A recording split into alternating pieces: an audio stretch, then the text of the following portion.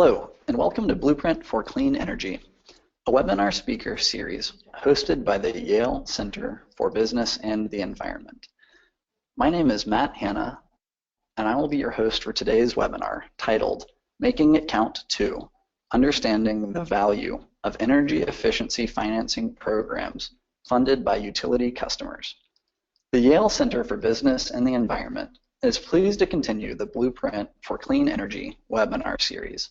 This series invites leading practitioners and researchers in the field of clean energy to talk about the latest opportunities and developments in corporate, nonprofit, and public-private arenas. We hope you'll also visit our partner program, Clean Energy Finance Forum, at cleanenergyfinanceforum.com. This webinar has been developed in partnership with the State and Local Energy Efficiency Action Network, or CAEATFA Network, Lawrence Berkeley National Laboratory, and the Yale Center for Business and the Environment. This is the second of two webinars focused on CAEATFA's recent report exploring utility customer-funded energy efficiency financing. This report is available through the CAEATFA Network's website at caeaction.energy.gov, and a link to this report will be posted in the GoToWebinar window. We will also post a link to the slides you will see today. We are delighted to have an exceptional panel with us today to discuss this topic. Chuck Goldman will be moderating a panel discussion with Deana Carrillo, Bryan Garcia, and Andy Brydges.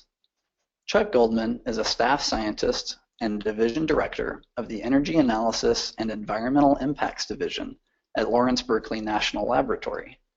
Deana Carrillo is the executive director of the California Alternative Energy and Advanced Transportation Financing Authority, providing financial support for the development and commercialization of transportation and energy technologies. Bryan Garcia is president and chief executive officer of the Connecticut Green Bank, responsible for using limited public funds to attract and deploy private investment in clean energy.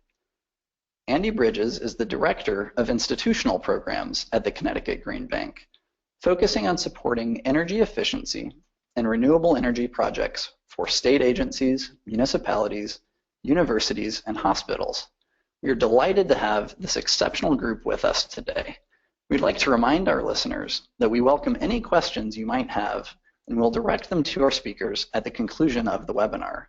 Please type your questions directly into the GoToWebinar chat window throughout the presentation. And with that, Chuck Goldman will kick off today's discussion. Thank you, Matt. Good morning. This webinar has been developed and facilitated by the CAEATFA Network. It's a network of 200+ leaders and professionals led by state and local policymakers trying to bring energy efficiency to scale at state and local levels. CAEATFA is organized into 8 working groups, and it's facilitated by the Department of Energy and the Environmental Protection Agency. It's a successor to the original National Action Plan for Energy Efficiency. CAEATFA focuses its efforts on trying to develop materials, a library of best practices, considerations for decision-making, analysis of current approaches on key topics facing energy efficiency policymakers and program administrators. And the target audiences are energy office directors, utility regulators, air quality regulators, legislators, governors, county officials, consumer advocates, and other stakeholders in the industry. Today's webinar is part 2 of, we talked last week and gave an overview of the Making It Count report, which focuses on understanding the value of energy efficiency financing programs funded by utility customers. The report's objectives were to explore options for placing efficiency financing in an appropriate regulatory context, and to explore ways of adapting efficiency program planning and evaluation tools to the unique features of energy efficiency financing. We were asked to develop this report by the Financing Solutions Working Group, whose goal was to try to start a dialogue among regulators, policymakers, and the financial community and other stakeholders to sort of look at, as financing programs ramp up and get to scale, what are some of the issues we must confront. Today we're going to try to take a different approach and we're going to have a very interactive discussion with the panelists. I'm going to pose a set of questions that sort of come from the report. But to provide context and overview, first we're going to will be some introductory remarks by Deana Carrillo and Bryan Garcia to sort of give an overview of the activities in the California financing area as well as in Connecticut. Deana? Thanks, Chuck. Good morning, everyone. My name is Deana Carrillo, and I'm the Executive Director of CAEATFA. And today I was asked to talk a bit about one of the financing programs in California, the biggest pilot that we've got going from my perspective right now, which is the California Hub for Energy Efficiency Financing, or the CHIEF. The California Public Utilities Commission in 2013 approved a pilot program. It's there's seven energy efficiency financing pilots. It's the first open market third-party capital on-bill repayment platform in the country. We're going to be using $65 million of ratepayer funds as a credit enhancement to leverage private capital. And the program allows for project flexibility, where 70% of the projects can be energy efficiency and 30% can be other types of improvements to help encourage improvements in retrofits. Another part of the pilots that are very important is a robust data collection piece. We'll be collecting both pre- and post-project energy consumption data and loan lease performance information, and collecting that in a way that we'll be providing to the public and other market actors. There's also an $8 million marketing budget that goes with this. The pilots will be available in the 4 investor-owned utilities. So for California, that covers about 75% of our population. As I mentioned, there's 7 pilots. They focus on both the single-family residential program. We have a sub-pilot in just PG&E territory that will allow for credit enhancements and line item billing, which is equivalent to on-bill repayment, where the loan product gets paid back on the utility bill. And that will be going, one of the interested parties there is Union Bank. And then we'll also have a up to $2.5 million pilot for our master metered multifamily affordable housing pilot. The residential pilot is anticipated to launch next month in phase 1. So we're really in a very different phase of program development than Connecticut Green Bank that you'll hear also in the presentation. And then our on-bill repayment pilots are launching sequentially. We're working on designing and developing the on-bill repayment structure. And so those commercial pilots and our line item residential pilot will be launching in the next several months. We're still working on those timelines. On the commercial pilots, some of the innovation here is that we're supporting leases and energy service agreements as well as loans. The leases can be both on-bill and off-bill, offering a different type of credit enhancements similar to a loss reserve, but we'll be structuring it different for the different financing structures. Folks don't need to be owner-occupied, and borrowers are small businesses or nonprofits. We will also provide a non-credit enhancement option. We will just be offering on-bill repayment to some of the larger projects, any size business, government, or nonprofit. So that's an overview of what we're doing here in California. Again, this is one of many different financing approaches that we're taking in California, administered amongst a multitude of partners. But there's the broad overview for now. Thank you, Deana. Bryan? Great. Let me start by thanking Johanna Zetterberg, Bruce Schlein, and the rest of the Financing Solutions Working Group, as well as the Regulatory Policies Working Group, the LBNL team, Chuck, Chris, and the crew, and then the Center for Business and the Environment, Matt, Lynn, Stuart. Thank you all for not only producing the paper, but now providing us a forum for this sort of dialogue. In general, a green bank is a public sector institution that uses limited resources to attract and deploy more private investment in clean energy. The goal is to scale up the societal benefits for job creation and environmental protection by making clean energy more affordable and accessible to consumers. To set some context, the Connecticut Green Bank does not have cost-effectiveness requirements for program evaluation. We aren't incentivized to deliver all cost-effective resource acquisition. And to be clear, our focus is beyond energy efficiency towards clean energy, or what most in the Utility 2.0 or Grid 2.0 world are calling clean distributed energy resources. Our focus is to increase clean energy improvements on the customer side of the meter over time by using less ratepayer resources and more private capital investment. Or let's say in cost effectiveness terms, we want to work towards a program administrator cost test of infinity. The mission of the Connecticut Green Bank is to go beyond cost-effective resource acquisition in order to support both near-term economic development and long-term climate change policy objectives for Connecticut. So again, in cost-effectiveness terms, we might think about this in terms of a societal cost test of infinity and perhaps a TRC as well. Our efforts seek to make clean energy more affordable and accessible to consumers. So for us, it's about delivering cheaper, cleaner, and more reliable sources of energy, transitioning towards distributed energy resources. Again, it's not just about energy efficiency, but also renewable energy, demand response, and storage. And we've been actively working with the utilities and the regulators in this Utility 2.0 or Grid 2.0 direction.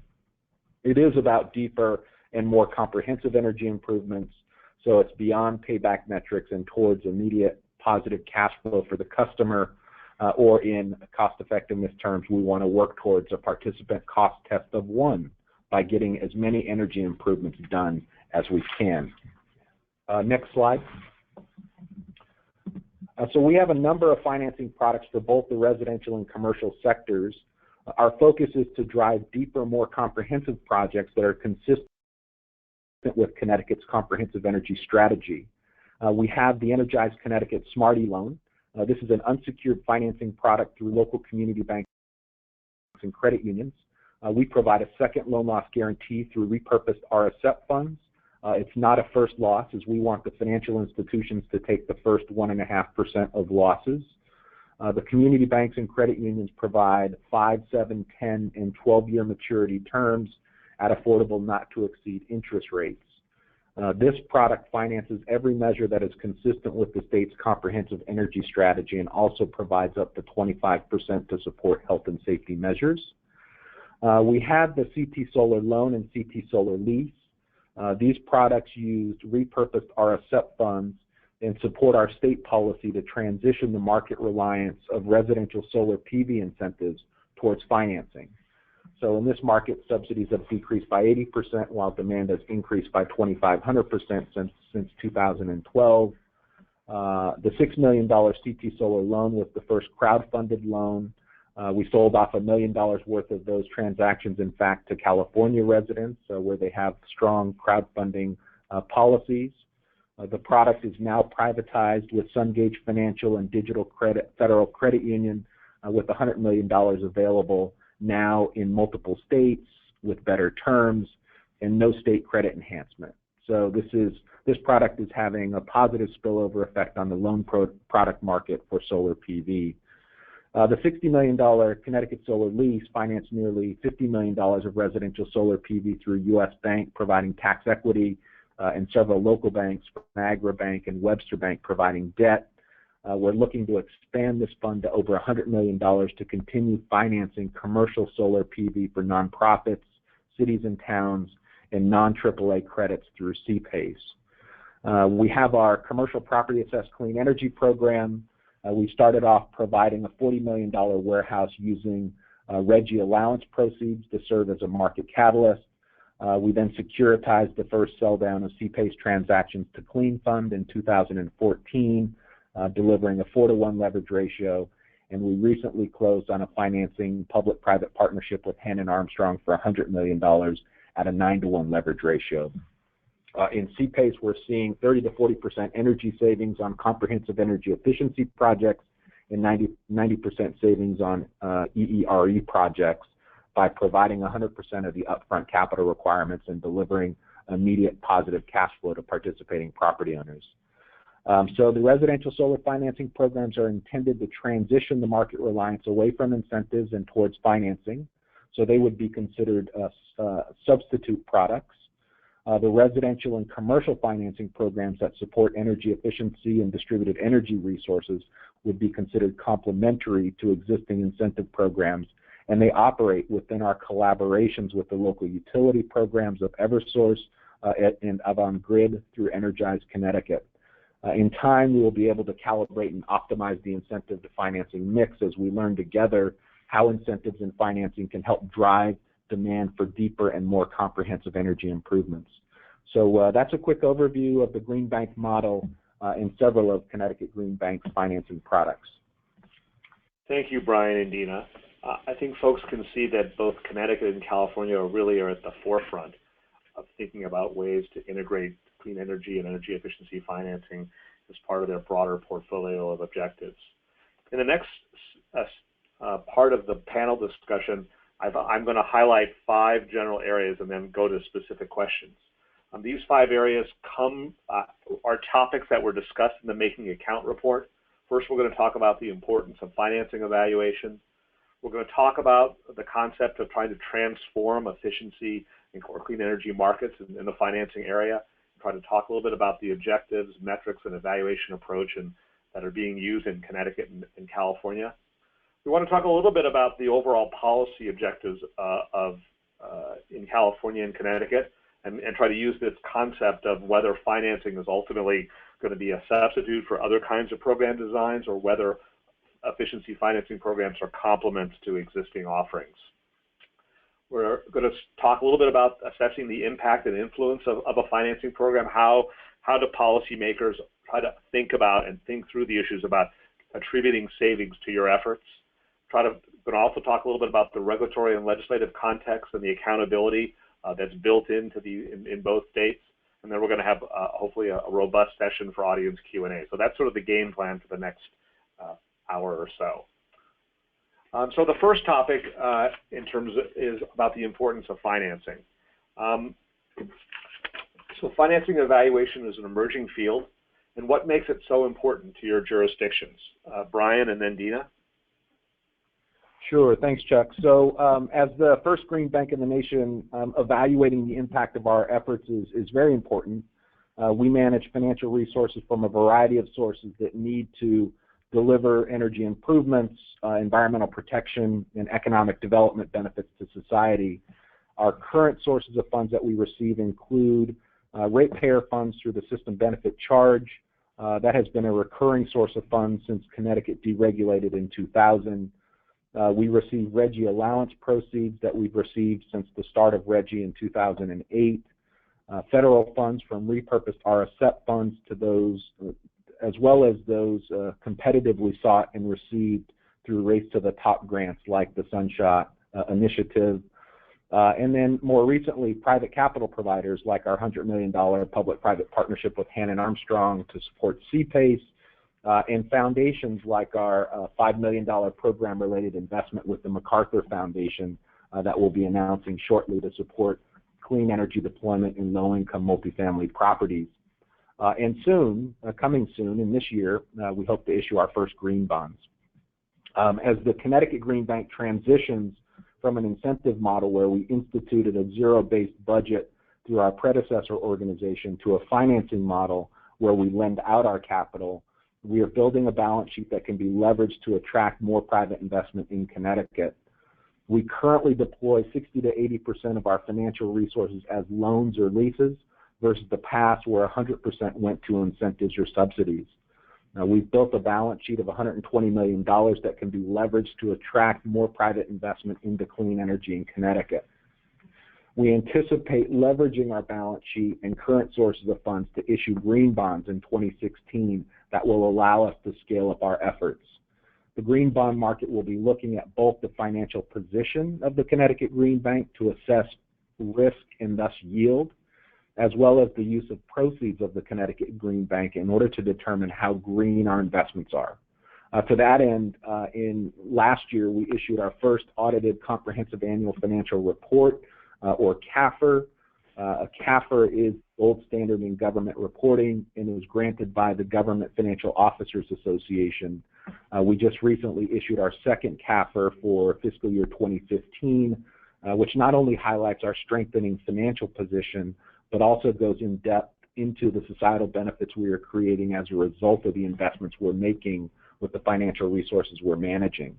So we will be sure to make the 2015 CAFRA available to those on the webinar, as this document serves as our annual independently audited evaluation mechanism. So financing is important because as we work to scale up our societal impact, we're going to need to access other sources of capital, and green bonds is Green Bank 2.0. Deana? Yeah, I think Bryan covered a lot. The evaluation is crucial. I mean, when you look at this specific program, we are leveraging ratepayer dollars to try to encourage more private capital into the market and be able to lower the cost of capital to help address that upfront barrier for both businesses and consumers. California has these aggressive environmental goals. By 2030, we want to get 50% of our electricity from renewables and double our efficiency of existing buildings. And we know that we can't do that on taxpayer or ratepayer dollars alone. And not all entities can do that direct financing. So how do we get the private capital into the market? Our California's AB 758 action plan talks about, bringing affordable and accessible energy efficiency solutions. None of this matters if we're not getting to the energy goals. It doesn't matter if I'm providing 0% loans or grants or getting a great return if we don't actually see results. So evaluating that impact and whether this should be where we're focusing our policy dollars and our attention is crucial. Okay, we're going to come back a little bit more to talk about the different approaches that Connecticut and California are taking in terms of the CAFR that Bryan talked about and in terms of how that fits in with evaluation. Could you talk a little bit more about describing your approach to financing evaluation in particular? What puts your state at the forefront of this emerging field? Andy and then Deana? Thanks, Chuck. As the Green Bank attracts more private capital and seeks to utilize the bond markets, as Bryan mentioned, we're recognizing that we need to communicate our results with an additional set of stakeholders, the capital markets, than just the groups the traditional subsidy-based model had to speak to, primarily regulators and legislators. The private capital providers and the financial markets look at very different performance indicators and metrics than traditional clean energy evaluation has done. Those would, commonly include megawatts, megawatt hours, jobs, greenhouse gas reductions, and the standard cost effectiveness tests. But these new indicators include more finance-based metrics like loan performance metrics, repayments, default and delinquency rates, metrics related to the strength of our balance sheet, our overall efficiency in turning resources into revenue, or debt-to-income ratios. So we find that we're really straddling two evaluation worlds and having to develop evaluation metrics to report to both sets of stakeholders. Our approach has included an RFQ that we did in late 2013 to find evaluation expertise that included finance expertise as well as traditional evaluation skills. Many of our programs have relatively complex financial structures, and evaluation of them requires fluency in new topics like credit enhancements, loan loss reserve, interest rate buy-downs, loan guarantees, or senior or subordinated capital structures. So what we found was in the RFQ process, some of the traditional evaluation firms teamed with finance-oriented firms or individuals to be qualified together as teams. And this is exactly what we were hoping for. But I think it also points to the fact that impact evaluation of financing products is at the boundary of the expertise that the established evaluation firms have in-house. So we really think we're pushing the boundary here. Thank you. Deana? So I would say that the leadership in our jurisdiction really reflects some of the various types of programs that California is launching on. And predominantly the EM&V, or the evaluation, measurement, and verification, has been handled by the California Public Utilities Commission, overseeing the ratepayer funds. And they have a EM&V process that's very open to the public. It is more of a journey, I think, as they focus on financing the IOU ratepayer on-bill financing programs, and are also looking at this pilot of how do we get more private capital into the market. And so that process is going. They have a both a process evaluation and an impact evaluation process that we've been a part of. In addition to that, I think our legislature has been providing a lot of policy leadership of continuing to fund public attention and public dollars and policy attention, I should say, to this type of innovation, and how do we get the private market more engaged while leveraging those taxpayer dollars. CAEATFA was just asked to undergo a statewide public process in which we actually developed criteria to do a comparative assessment across the various programs in California, which will include the efforts that we're working on under the chief or the 2-year pilots that the PUC has approved, as well as the local government PACE programs on the residential side that have been doing a lot of activity over the last 2 to 3 years, really ramping up on residential PACE. Our infrastructure banks programs, as well as some of our other programs. So we'll ultimately, while that's not an evaluation, my guess is that it'll lead to that. And those policy discussions at the legislature are still happening. Okay, the next question or set of questions is actually sort of several questions in one. I want to step back a little bit and talk about, so what are the goals and objectives of your evaluation process? What questions do you hope to answer through evaluation? And how important is increasing energy savings as a metric that you're trying to observe? And what are some of the other metrics that you're considering? Deana, then Andy. So I'm going to take those a little out of order. Related to the chief pilots, energy efficiency is the #1 goal. As I mentioned before, we've got aggressive goals in California. So if the financing, if the leveraging private capital isn't meeting that goal, then we have a problem and we need to readdress. Now, as the implementer of the program, in talking to all the folks every day about how important financing is in their day-to-day business, we believe that we'll have that impact. Luckily, I'm our third-party evaluation process. We're not part of that evaluation team. So energy efficiency, #1 goal. Getting more lenders into the market, a goal. Lowering the cost and providing more financing options, one of our key goals. So, but without energy efficiency, those other things don't matter. And I'm speaking predominantly to energy efficiency right now because from the renewable side, these ratepayer funds are restricted to energy efficiency. So while we can leverage and allow solar and other financing, that isn't the purpose of this specific program. We're also going to be looking at, whether it's cost effective. Where are we stimulating deeper energy efficiency projects than previously achieved through traditional rebate approaches? And then look at the energy savings actually attributable to the financing. I think that's where it gets a little tricky because for every program, it's not financing alone. One good rate isn't necessarily going to make the difference. It's also about the contractor networks, the establishment of quality assurance, and the marketing that goes with it. So I think I hit those 3 questions. Okay.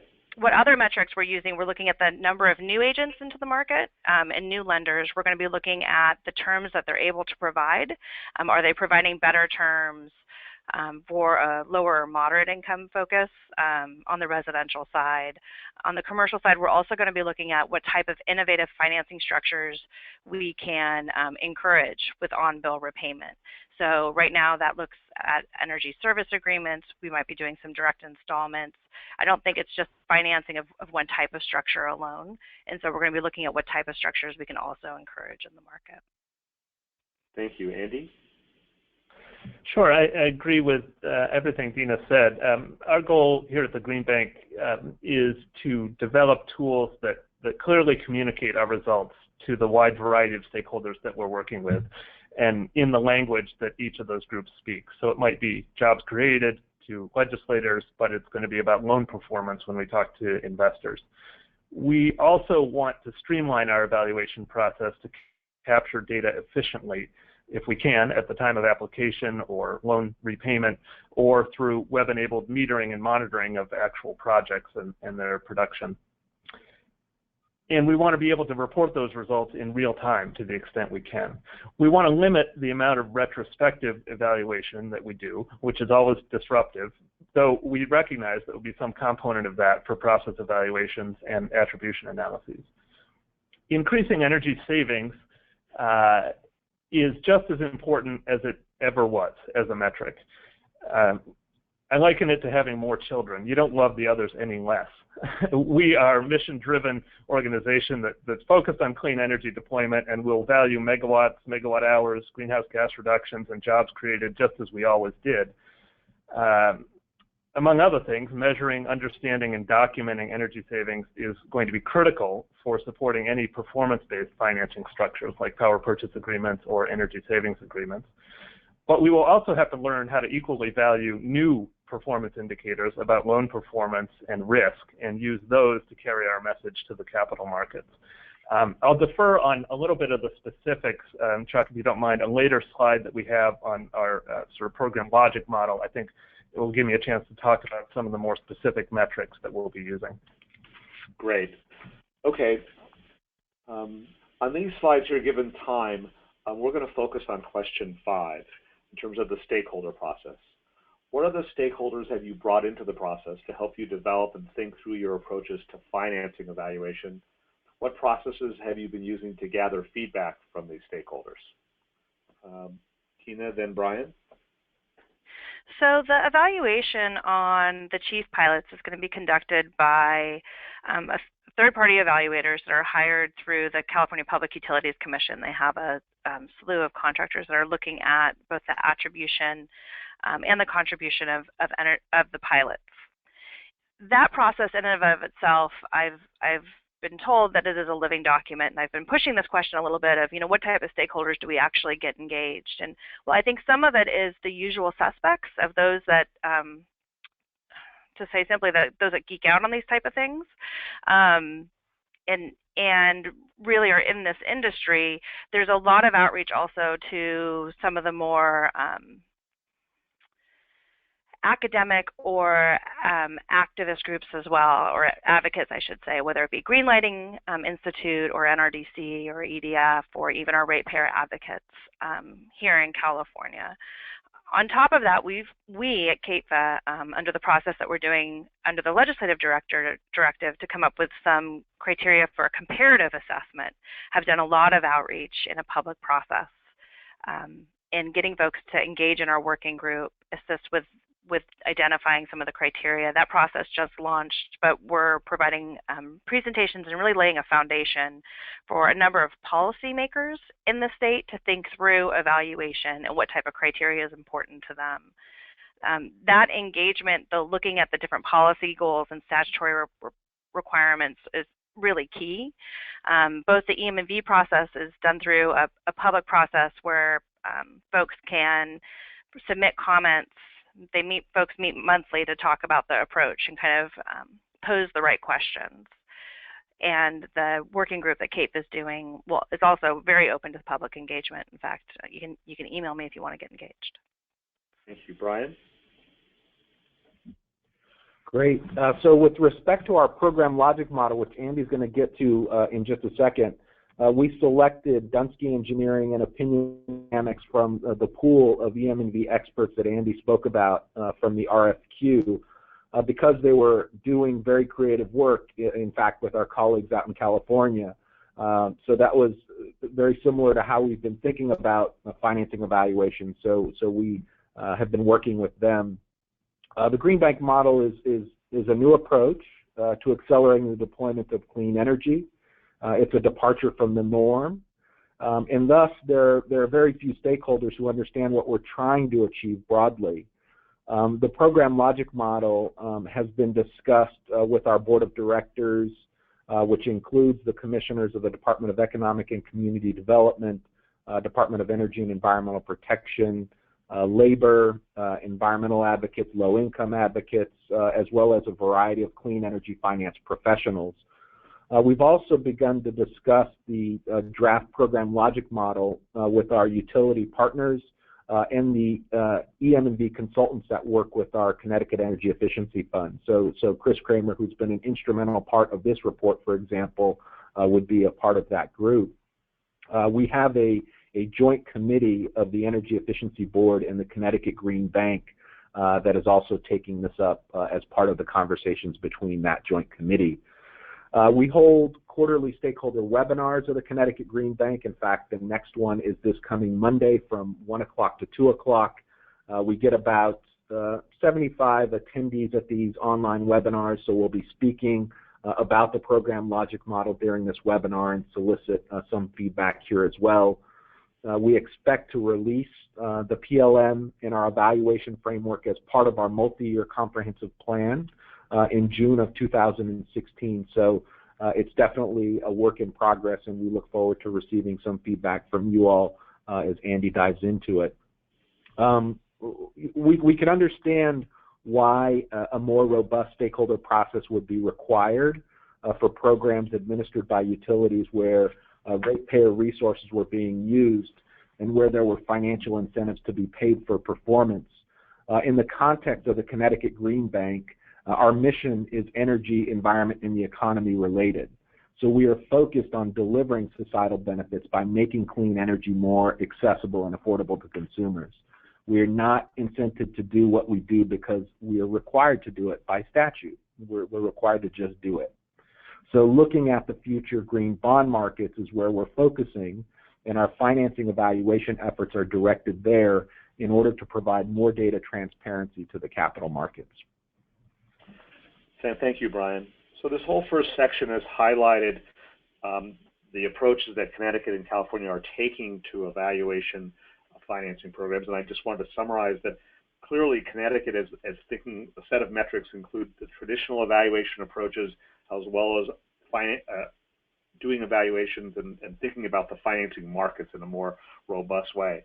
California is still a little bit more in the more traditional approaches to sort of evaluating financing programs, but bringing in indicators and metrics about looking at new agents, better terms, innovative structures, starting down that path, but not quite as far along as Connecticut is, partly driven by the fact of the difference in mission and focus. California programs specifically just on efficiency, Connecticut somewhat broader.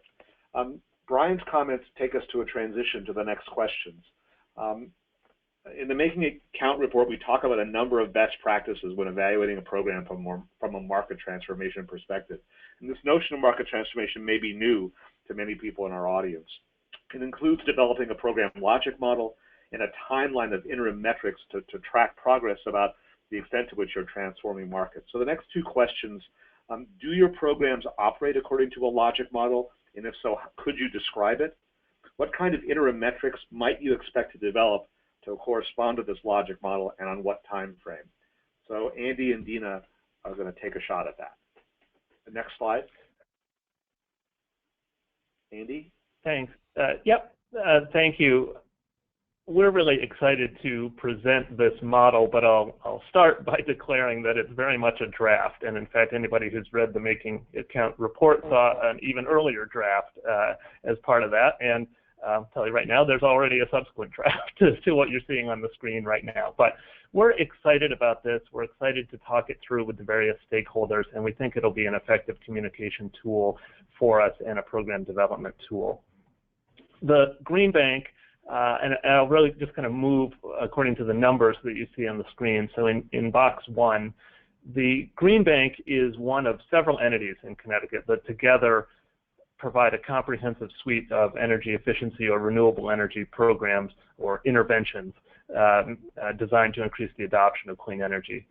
This diagram and the Green Bank, as we've described, is primarily focused on financing, but financing is one of several market transformation efforts that are underway. And I'd also include education, reducing purchasing barriers, introducing new products, improving building practices, et cetera, as other market transformation efforts, which are no less important. So while this is a financier's view of the world, if you will, we recognize that it's but one of the tools that is working to increase adoption here in Connecticut. Moving to, box 2, so beyond the Connecticut-specific program administrators and parties, there are other government incentives that play a big role here, tax credits, the investment tax credit, and so forth, and you see those down at the bottom of the diagram in the dotted circle. So the transformation process, market transformation process itself is highlighted in the green box in the center of the screen, and within it, there are several components. The Green Bank or other program providers can enter this process at any point. Once in it, the goal is that it cycles and there's a long-term feedback loop which will result over time in changes to the various components of the process that are shown. So one way would be to affect the supply of capital. We can make capital available, of course, for clean energy financing, but beyond availability, this could be in the form of program activities that lower interest rates, increase term options, expand underwriting criteria to be more permissive, accept lower FICO scores, for instance, or increase marketing activity. We can also seek to change consumer demand. That can be through marketing programs or direct incentives.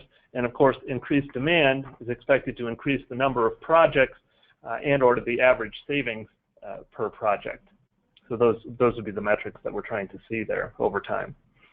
We could also, moving down to box 5, play a really important role in providing financing performance data. Providing transparency in financing performance data helps lenders and customers identify promising investments, and it also helps to increase competition and lower rates over time that way. At the lower left of the green box, you see changes to the financing risk profile. We're hoping that goes down over time. Reducing risk is really the key linking role in this feedback loop, leading to long-term impacts as the market recognizes advantageous risk and return profiles in energy efficiency of renewable energy investments and takes further steps to increase the supply of capital and therefore the demand of capital, and you can see how it would cycle around on itself.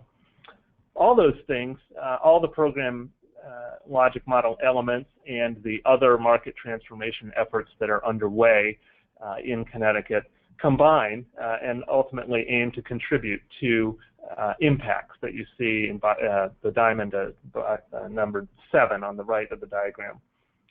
We're trying to increase investment, we're trying to increase energy savings, lower greenhouse gas emissions, create jobs, and financing, we think, can play an important role in doing that. So that's the model that we are working on. As to metrics, part of our ongoing work with the Opinion Dynamics and Dunsky team is to identify key performance indicators and ensure that our project intake tools capture all the right data. We can assign our key performance indicators to the boxes within the financing market transformation process that you see on the diagram. So for capital supply, proposed indicators include the total available private loan pool, the ratio of public to private capital deployed, the weighted average interest rate, weighted average loan term of the projects that are approved. For consumer demand, the proposed indicators include how much total capital was deployed, measures of awareness, the number of applications approved, customer acquisition costs, the number of actively enrolled contractors. For loan performance and risk, we'll be looking at default rates, average delinquency rates, early repayment rates, average and minimum FICO scores, average and maximum debt-to-income ratios. And at the right, in the impacts and benefits are sort of our older children, if you will, and that would be the total megawatts installed, megawatt hours produced, energy saved, jobs created, greenhouse gas reductions, and what we call our savings to investment ratio, which is a measure of how cash flow positive our projects are. So, we think this is the beginning of a comprehensive logic model that will be helpful to us both in mapping new programs and obviously in evaluating the success of the programs we have running. Thank you. Deana, I don't know, you have a choice of answering from these two questions or going back to the picture if you want to react to that at all. Sure, let's go back to the logic model because I think it can truly be universal. In some ways, I think that the Dunsky ODC team has done a really good job here. The chief pilots will have a logic model. I haven't seen it yet. But again, I think this type of approach is very universal when you're looking at either leveraging private capital or putting your own direct capital into the market. Some of the metrics that we'll be looking at in the interim as our logic model gets developed is the number of new lenders offering a product. Again, we're offering an open market system, and so a number of different credit unions and finance lenders or direct install, who gets engaged. I think also the expansion of loan terms, just piggybacking on what folks from the Connecticut Green Bank have said, it's not just better interest rates, but an expanded group of customers. One thing that we're testing is bill payment history as a non-traditional underwriting metric for our low and moderate income markets on the consumer side. We'll be looking at the number of financings, the type of products, the types of measures installed, whether those customers leveraged rebate and incentive programs, or whether they didn't, whether financing was in and of itself enough to move the needle, the depth and the comprehensiveness of the project, actual energy savings, private capital leverage, the number of contractors engaged, and really we're focusing a lot on data, providing the energy data plus the loan performance data and merging those and providing that to the public. I think the availability of that data and who's able to take advantage and is willing to look at that data as a metric to whether they want to get engaged will also be a key indicator.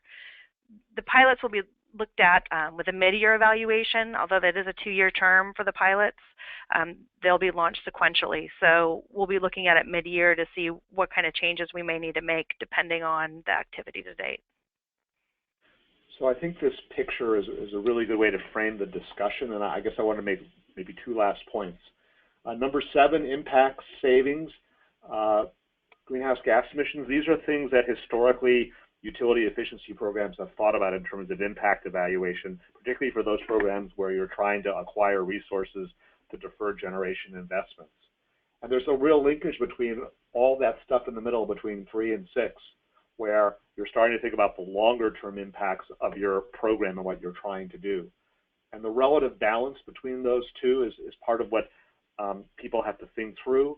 The more public ratepayer dollars that are on the table maybe leads you a little bit more toward thinking about putting more emphasis on 7 impacts in terms of investment and savings, but it to do in terms of transforming markets. And if you're leveraging more private capital and bringing those things in, and you're dealing with the finance community, then it really is important to think through the metrics that you're going to be using. We're going to move on to the next topic, if that's okay. Well, maybe hold on a second. Back to the question. I didn't know. Go back. I didn't know if Bryan and Deana wanted to talk a little bit about what ultimate impact do you expect your programs to have on the broader market. We have a couple of minutes if you guys want to take a shot at that. Sure, Chuck. This is Bryan. Yeah, so we are starting to see the impact of our programs on the broader market. As was mentioned earlier, a solar loan program that we launched in Connecticut with Sungage Financial is now a $100 million source of financing through a local credit union for homeowners in states across the country who want to go solar. The offerings are better, maturity terms and interest rates are better, and no public credit enhancement is needed. This was our first financing product to graduate, so to speak. Connecticut's advanced the ball on CPACE across the country. CPACE has become a more viable financing option for property owners who want 100% of the capital up front and immediate cash flow positive benefits. We created the first CPACE warehouse with funds from Reggie, then securitized the first CPACE transaction with Clean Fund, and then more recently developed a $100 million public-private partnership with Hannon Armstrong. And I would add, stay tuned for structured, sculpted amortizations on CPACE. That's going to be a new innovation coming out of Connecticut shortly. And stay tuned for a public announcement of a $5 million program-related investment. So we expect to see more foundations partnering with states. In this case, it will be the MacArthur Foundation in support of a program that we're running to address low-income multifamily market for clean energy. We're about to close on $1 billion of transactions in our first 4 years of operations, which is an amazing number, and we're hoping this year to do $500 million in 1 year, and hopefully in the future $1 billion in a year. So driving more investment in clean energy in Connecticut is the type of activity, that impact that we're hoping to achieve. So those are the types of market transformations that the Connecticut Green Bank expects from its programs. And I just add that it's the passion, commitment, and dedication of the staff and the board that brings that to our mission every day. So we're all very driven to deliver impact, and hopefully over time we'll continue to deliver it. Thank you, Deana. Yeah, I second what Bryan mentioned. I mean, I think overall what we expect to see is more local, and again, I'm speaking to the specific structure of these pilots, but I anticipate to see more local financial institutions getting involved, your community banks, your regional banks, where perhaps it may be perceived that it's been the big players focusing on green bonds or pay securitization to date. So I think we'll see more of our regional lenders involved. I think we'll also see more actors drive rates down, so that we'll see more activity and better rates and terms for different ratepayers, both on the consumer and on the commercial side. My goal also is that we would have a reduction in risk, or the perceived risk, around these projects. I think when you talk about a green bond to date or PACE, it's still not known. And so to a certain extent, all of these efforts will help to normalize that and continue to drive down rates and increase activity. Okay. We're going to move to the next area. In making account, we distinguish between using financing as a substitute versus a complement in terms of a program strategy, where substitute means exploring the potential to use financing as a way to reduce the use of utility customer funds, while complement means using financing alongside other programs to increase total benefits. Is your jurisdiction interested in exploring both of those approaches? Bryan, then Deana. Yeah, so this is Bryan. I'd say the answer to that is yes.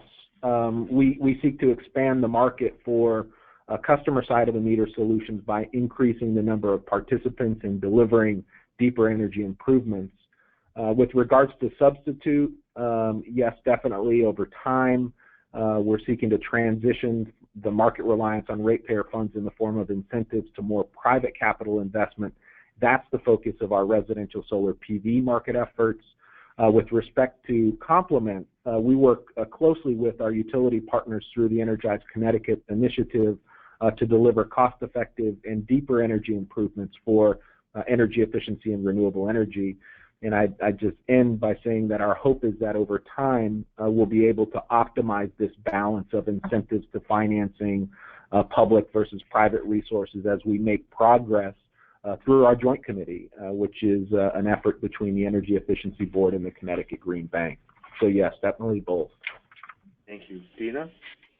And my answer is almost exactly the same, in the sense that the pilots are definitely looking to be a complement.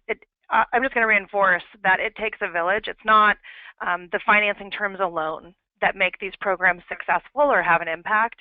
It is about the contractor network. It's about the project QA/QC. It is about the marketing. It's how you drive demand. And from my perspective, financing helps remove a barrier. But how do we get folks to help us reach our energy goals? And so definitely a complement. I think the substitute is what the pilots are the goal is to research and to define.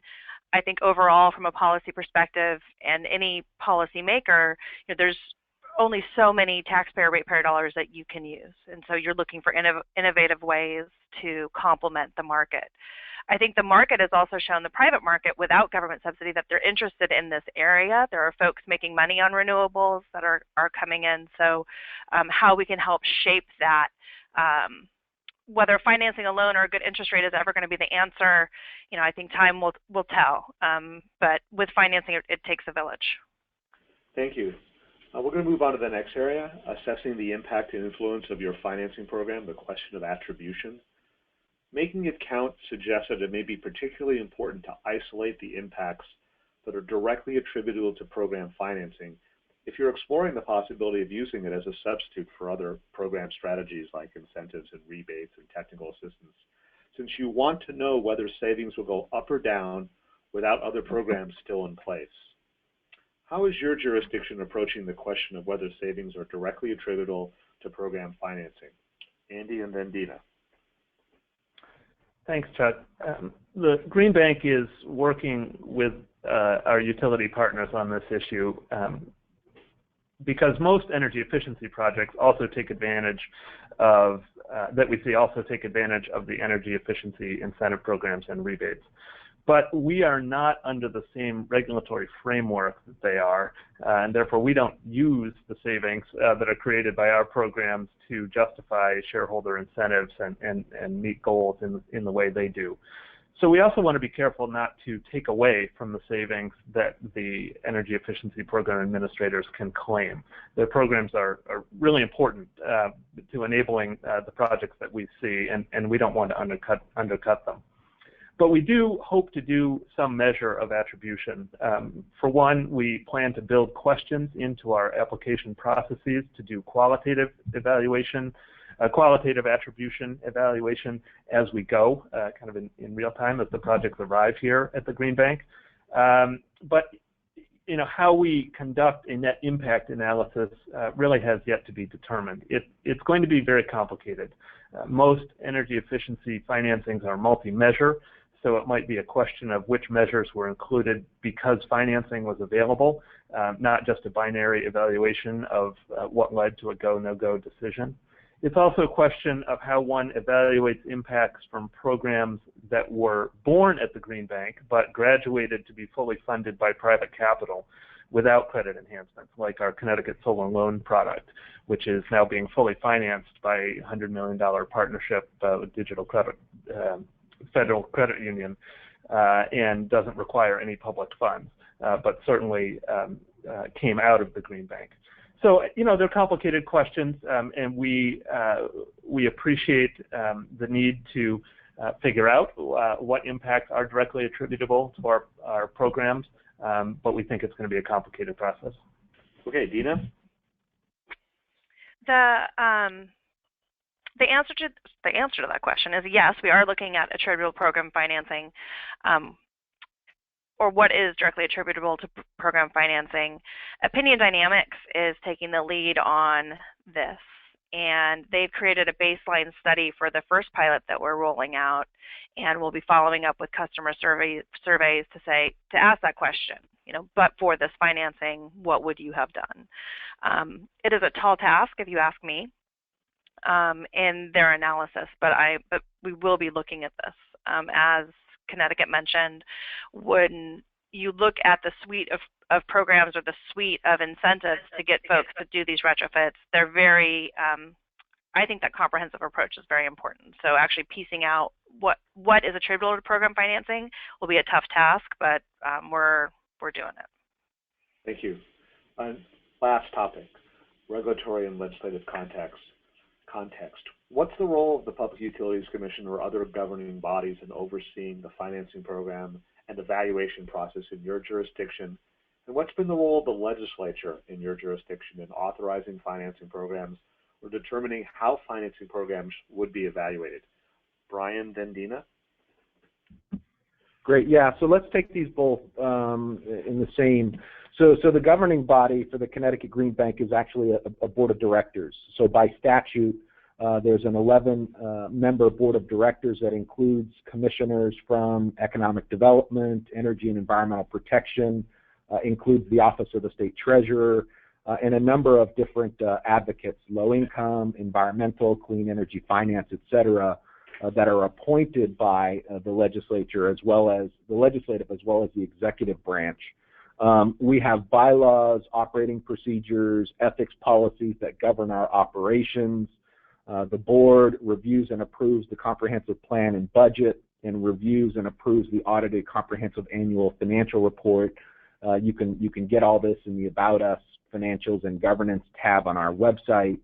The program logic model that Andy explained in the subsequent evaluation frameworks for the Smart E-Loan and the CPACE programs, which we're going to tackle first, will be a part of our FY 2017 comprehensive plan. So that will be done in the June-July timeframe. And then in terms of the legislature, you know, the Connecticut General Assembly has been a huge supporter of the Connecticut Green Bank. As many of you know, the Connecticut Green Bank was created with nearly 100% bipartisan support back in July of 2011. They see the progress that we've made as instrumental to scaling up societal impact. They take a lot of pride in the progress that we're making and are always very interested in learning about our failures as well. They've created programs like CPACE and are now considering RPACE. We file an annual report to them. We testify in hearings. We have an ongoing open dialogue with them. And given our quasi-public status, we file reports all the time with the Office of Fiscal Analysis, State Ethics, Secretary of State, and others on our activities. And we also, of course, have the support of Governor Malloy as well, who's been a steadfast proponent in using limited public resources to attract and deploy more private investment in our clean energy economy. So governance of the board, legislature, that's a quick breakdown. Thank you, Bryan. Deana? You know, Chuck, I think this question really highlights the different types of structures that states can utilize. So for some additional background, CAEATFA is a state agency housed under the State Treasurer's Office. We're one of the financing authority. We have a board of 5, which includes the Department of Finance, which is our acts like the funding controller here in the state under the governor's office, the California Energy Commission, the California Public Utilities Commission, the state controller, and then is chaired by the state treasurer, John Chung. So I report to a board of both elected and appointed officials. We report to the legislature. We're on budget. We report annually, and we get our budget authority from them and report on all of our activities. On top of that, this program for the chief pilots is directed and regulated by the Public Utilities Commission. We've entered into an MOU with the Public Utilities Commission to carry out the pilots on their behalf. It's funded with ratepayer dollars, so we're actually contracting and working very closely with all of our investor-owned utilities in this program. And so the evaluation process on energy savings and ratepayer dollars focused towards leveraging financing is under the Public Utilities Authority. CAEATFA's work in our working group portfolio and trying to come up with criteria for comparative assessment on energy efficiency, our reports to the legislature are all under our statutory authority. I guess earlier, this makes me think, earlier when I said it takes a village, I was talking about a few different angles from the California perspective, because all of these programs are also highlighted in our AB 758 action plans on financing and the other efforts that are going on in the Energy Commission and the Infrastructure Bank. The legislature is definitely taking a key role on policy leadership, as well as the governor, in establishing our very aggressive energy efficiency and renewable goals. And there's a comprehensive approach between the various parties involved. Thank you, Deana. So we're going to transition to the next part of the webinar where we get audience Q&A. But before we do that, I want 30 seconds. I mean, Bryan gave a shout out at the beginning to sort of the folks who contributed. I need to acknowledge the lead authors and co-authors, Chris Kramer, Emily Martin Fodderhahn, Steve Scheller, Lisa Schwartz from LBNL. Also, we got great advice and input from the Financing Solutions Working Group. And the folks who commented on the paper are listed in the document. And I urge people who want to take a deeper dive into this to take a look at the report. There's a lot in it. We've covered part of that today, and we've hoped to make the report come alive by really getting folks from Connecticut and California who are really at the forefront of these areas and issues to talk with us about it. So let's turn to Matt and questions from the audience. Thank you so much. Thanks, Chuck, Deana, Bryan, and Andy. We've been receiving quite a few questions through the GoToWebinar interface, and we'll spend the next 10 minutes discussing some of these. Thanks so much to our listeners for your participation. The first question we've received is, what were the challenges in convincing regulators to allow ratepayer funds to be used as a credit enhancement, given that ratepayer funds have traditionally been used for rebates and grants? How did you address these challenges? Let's start with the California perspective. That is a really good question. We had a piece of legislation, AB 758, that asked both our Public Utilities Commission and the California Energy Commission to look at financing as an option. So I think that definitely launched the process, although some of my colleagues on the webinar from California may have some more additional context for that. I think when you talk about ratepayer funds, and this is my perspective, not the PUC's perspective, in it being used as a credit enhancement, I mean, rebates are very similar to grants, right? We're just giving the money away. We're not getting anything back. When you talk about a 0% loan, again, you're not getting, you're more at risk, but you're not getting anything back. In a very simple term, when you use a credit enhancement or ratepayer fund for a credit enhancement, I would say that's almost safer. I mean, here you are, one, leveraging private capital.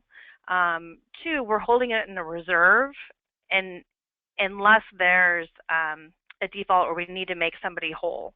And so just the structure of that may mean more administrative costs in the structure that we're developing, but the actual risk to the credit to the ratepayer fund, one could argue, may be lower. So I think it depends on your appetite for risk, your appetite for trying new innovative structures, and really probably doing a lot of education on what a credit enhancement is. The PUC did make a decision not to do direct financing, and instead to leverage that private capital. So it's looking, I think, at that continuum of the different options involved, and then talking through it. I would say it's a lot of education. Great, and this is Bryan. I guess what I would say is that from the perspective of Connecticut is that in terms of the use of ratepayer funds for incentives, we've really focused all of our incentives on the solar PV program that I mentioned a little bit before. In terms of our financing programs, what we're using are RGGI allowance proceeds and repurposed RSF funds. So just to give you a sense of the residential portfolio, you know, we've now issued a number of loans and leases through those programs. We've repurposed a lot of the federal funds initially to serve as loss reserves in the form of the credit enhancement. We've seen no defaults and very few delinquencies to date on that portfolio. The challenge for us is that the federal funds, the repurposed RSF funds, maintain their federal requirements in perpetuity when you use them as loss reserves, as opposed to an interest rate buy down. So given our current losses in the portfolio, we don't want those federal funds to maintain those federal requirements in perpetuity. So we're going to be repurposing them all to be interest rate buy downs, which is going to effectively allow us to work closely with our utility partners to ensure that we're working towards you know, a contractor channel that's building relationships between renewable energy and energy efficiency so that we can go deeper and do more comprehensive projects by buying down the interest rate. So part of the transition to get us to a future where the contractor community is delivering more comprehensive projects. So that's just kind of a high level how we use ratepayer resources versus RGGI funds and the repurposed RSF. Thank you. Now, can you talk about the evidence in the marketplace that points to lack of access to financing as a problem in the marketplace? Bryan, do you maybe want to take this from the start? Yeah, so again, we focus on clean energy broadly, so I don't want to just speak of this in the efficiency realm specifically, but I'll give a clear example of where it applies in the solar PV industry. We're all very familiar with third-party owners that are doing very well in the markets, but there are also local contractors in the markets that can use a lease product and compete against the other, say, national third-party owners. So that was our rationale for having a follow-on CT Solar lease program, was to provide the local contractors with access to a lease product. And what you see there is more market competition, more consumers having access to choice. We're now in the process of transitioning the local contractors to working with third-party organizations. So you can see that in our numbers, how well they're doing, local contractors, and our goal there is to, again, transition them away from being reliant on the incentives and more towards working with private capital players. So that's one example. I'm sure there are a number of others in specifically the multifamily low-income space where we're now just starting to delve in and dig a bit deeper there as our board is focusing our priority in that segment of the market. And I would just add that California's Public Utilities Commission has done some research on identifying the barriers to energy efficiency, and financing was identified as a clear barrier in at least one of their studies, I'm sure in several. And when you look at just accessibility to cleaner energy or cheaper energy, we are in a world where there are haves and have-nots, where if you hit a certain income level, that a direct installment may be the best bet. We're not going to be out there encouraging folks that can't afford it to take on more debt. And then there's the folks that don't need financing. I think this niche of financing is really, I'm sorry, I keep on changing hats between the consumer and the business perspective, but we're really hitting a niche of folks where access to financing is a true barrier when they want to either take on a project or perhaps to incentivize them to do a deeper retrofit when they might not have otherwise been able to afford it. Maybe just to add on real quickly to Deana's comment there, I think that from an economics perspective, there is a bit of a market failure here, right? From the perspective of asymmetric information. So I think what we're trying to do is to bring about more competition in these markets by de-risking investments in clean energy. And by doing that, we're bringing more competition in on interest rates, underwriting, all those sorts of things that, to Deana's point, makes clean energy more affordable and accessible to consumers. So that's why data transparency and the whole next step efforts of the Financing Solutions Working Group to provide that data and make it transparent is going to be very, very key. Thank you both. Deana, are the California Public Utility Commission pilots intended to complement or replace current PACE offerings, or how will the on-bill financing interact with PACE initiatives? Yeah, I think that's a really good question. When the pilots were first authorized, PACE had a bit of a lull, right? It was in 2012. I think that FHFA had just determined that had put a suspension, and a lot of the California PACE programs stalled. Today, we're in a different market, right? Residential PACE is very, very active in California. CAEATFA has a $10 million reserve that is supporting almost $1 billion in PACE assessments. PACE isn't for everybody. True, it is not there is no upfront cost. It goes on your property tax bill. It's a very secure product. It's very, very active in California on the residential side. Our commercial side, ironically, is still gaining steam for PACE, but PACE as a structure doesn't work for all types of models or challenges. Not everybody wants something on their property tax bill, and sometimes the rates are still too high, even on a secured product. So this will definitely be a complement to the suite of financing out there, but I think that you could say that for anything today. I mean, there's already personal loans out there. There's already business loans out there. So what do we need to make financing for energy efficiency or renewable more attractive? I think what we're comparing to is the different types of financial structures. So we have PACE, we have SBA loans, we have non-secured personal loans, there's business lines of credit. So again, what we're working on doing is trying to find that niche to get that customer to make the improvement. And can we find a sweet spot for energy efficiency and renewable, kind of to de-risk to provide those better rates in order to get the project done. So while, yes, the pilots were developed in a time when PACE had suspended and now PACE is being very active, I would argue that PACE focuses on a different market segment than what the pilots are focusing on. The ratepayers and the IOUs have no interest in providing support on home equity lines or anything secured by the property, Right? We're looking at an unsecured product for energy efficiency improvements, so the direct comparison would be on a credit card or a personal loan.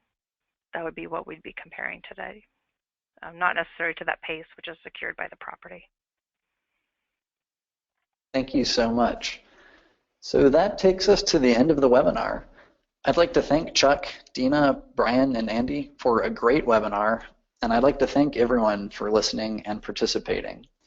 As a reminder, this webinar will be made available on the Yale Center for Business and the Environment website, where I would also invite you to register for our next webinar at 4:15 p.m. Eastern Time next Thursday, featuring insights on clean energy from the Norwegian government. This is Matt Hanna, and I hope you'll join us for the next Blueprint for Clean Energy.